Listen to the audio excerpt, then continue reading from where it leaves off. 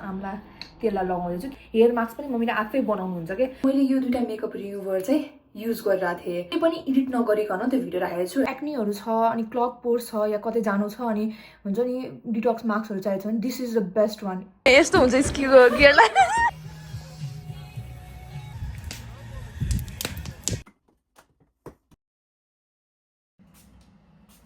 मैले चाहिँ यो नयाँ टेक्निक सिकेको थिएँ ब्युटी ब्लेन्डर ब्रसहरू वास गर्नलाई hi guys welcome back to my channel अहिले चाहिँ म हेयर ओइलिङ गरिरहेको थिएँ कि अनि सोचेँ कि भ्लग पनि स्टार्ट गरिहालौँ भनेर मैले चाहिँ आम्ला तेललाई लगाउँदैछु किनभने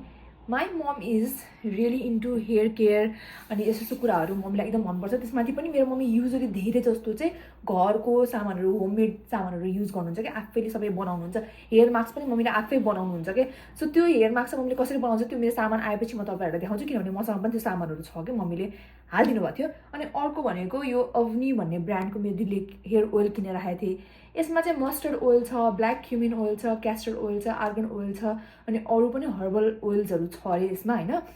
तर यो म अहिले युज गर्दिनँ फर्स्टमा यो 1-2 मन्थ चाहिँ म यो आम्लाको तेल नै युज गरी हेर्छु कस्तो हुन्छ के हुन्छ अनि त्यसपछि चाहिँ म अरू केही युज गर्छु अनि आज चाहिँ स्नो स्ट्रम भइरहेछ बाहिर पुरै हिजो है केही थिएन कस्तो क्लिन सफा थियो आज चाहिँ पुरै हिउँ परिरहेछ क्या अनि अहिले अब नुहाउँछु अनि त्यसपछि म काममा जान्छु अनि भोलि चाहिँ म स्की गर्न जाँदिनँ हेर्नमा जान्छु अरू चाहिँ स्की गर्ने रे अनि म चाहिँ हेर्न जान्छु किनभने मसँग पास पनि छैन र अब विन्टर पनि यहाँ सकिन आँटिसक्यो भनेको त हो तर पनि हिउँ त परिरहेछ बाहिर तर स्नो अब मार्चको एन्ड भयो नि त सो अप्रिलतिर त अलिकति कम नै हुन्छ स्नोफल खासै हुँदैन तर नेक्स्ट विक पनि देखाइरहेको छ स्नोफल हुन्छ भनेर आई हेभ नो आइडिया यो थन्डर वेको थाहा नै हुँदैन के हुन्छ अनप्रिडिक्टेबल छ सो त्यही हो कुराहरू अब म हेयर ओइल लाउँछु अनि आधा 1 घन्टा 2 घन्टा जति बस्छु होला अनि त्यसपछि I will go take shower ready for the day त होइन कामको लागि रेडी हुनुपर्ने छ अनि आई विल सी यु काममा जाने बेला देखाउँछु कतिको स्नो परिरहेछ भनेर नत्र एकैचोटि भोलि भेटौँला है सो त्यही हो अनि यो हेयर केयरको रुटिनहरू चाहिँ म बिस्तारै यस्तै ब्लगमा आएर भनिराख्छु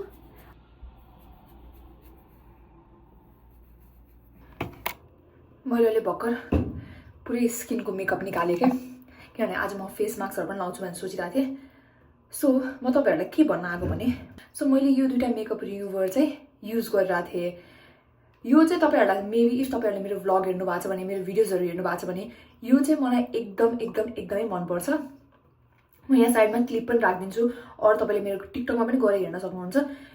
मैले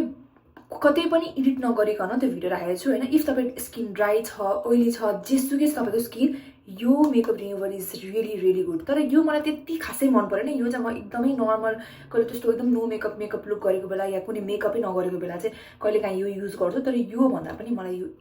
एकदमै मन परेको हो कि सो यो एउटा अलमोस्ट सकिसक्यो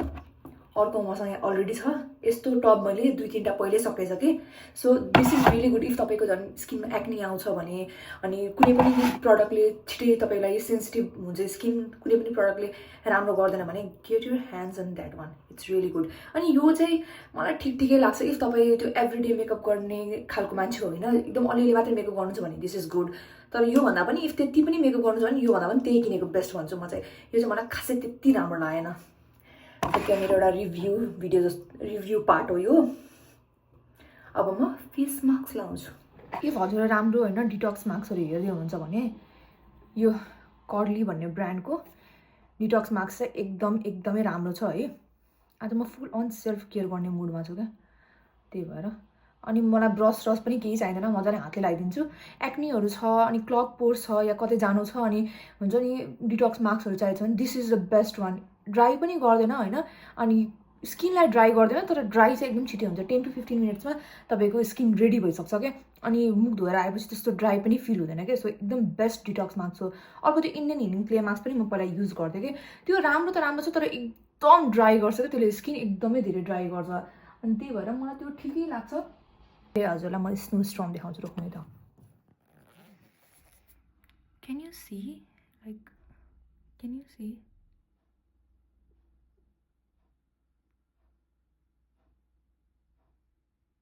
What's going on?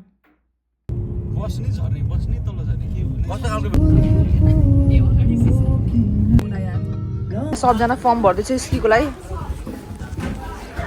Everyone is ready सबैजना आफ्नो आफ्नो गियरहरू लाउँदैछन् त्यहाँ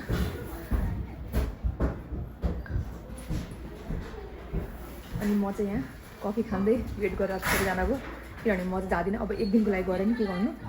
नेक्स्ट इयर चाहिँ 1 in 1000 को अलिक सस्तो पर्छ अनि त्यो चाहिँ 5 दिनको क्लास हुन्छ त्यो चाहिँ गरेको बेस्ट हुन्छ क्या नभए पर डे अहिले झन् के अरे अफ भएर चाहिँ सबै टोटल गरेर 80-90 यस्तो पढ्न हुन्छ सो नेक्स्ट इयरदेखि नै सुरु गर्छु आज हेर्छु कस्तो हुँदो रहेछ के हुँदो रहेछ भनेर सो म बाहिर बस्छु आरामले हेर्छु नि सबैजना स्की गर्दै बस्छ अहिले निस्क्यौँ है बाहिर एकछिनमा यस्तो हुन्छ स्कीको गियरलाई तपाईँको कति डे हो पूजा अनि ए हजुरको त फर्स्ट मजा आइरहेछ कस्तो लागेको छ गियर लगाएर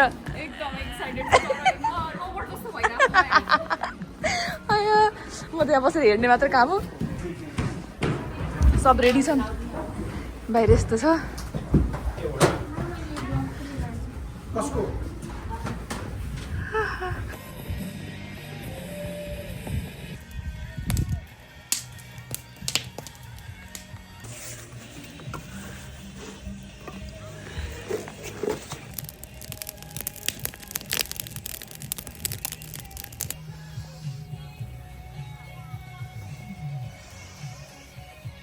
म चाहिँ मजाले बन्डल अप भएर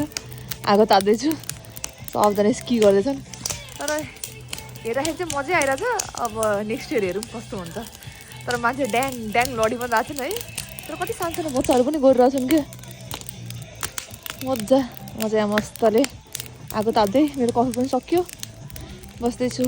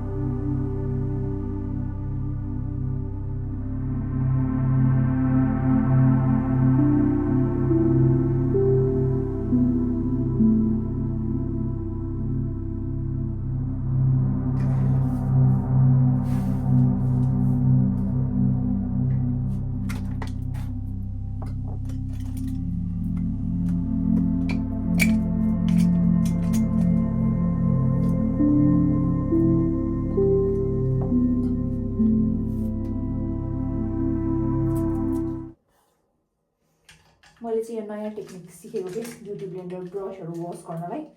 सो आज म त्यसरी नै ब्रसहरू ब्युटी ब्लेन्डरहरू हाल्दैछु पानी लिने होइन अनि कुनै पनि क्लिन्जिङ ओइल लिने अनि त्यसपछि पानीमा हालेर अनि मेकअप ब्रसहरू ब्युटी ब्लेन्डरहरूलाई यतिकै डिप गरेर छोडिदिने अनि हाफ एन आवर 15 मिनट्स पछि आएर चाहिँ सबैलाई वास गर्नु क्या मेरो चाहिँ एकदम धेरै फोहोर भइसक्यो त्यो ब्रसहरू अनि त्यही भएर पनि मैले यो टेक्निक युज गरेर हेरौँ न त कस्तो हुँदो रहेछ भनेर छोडिदिएको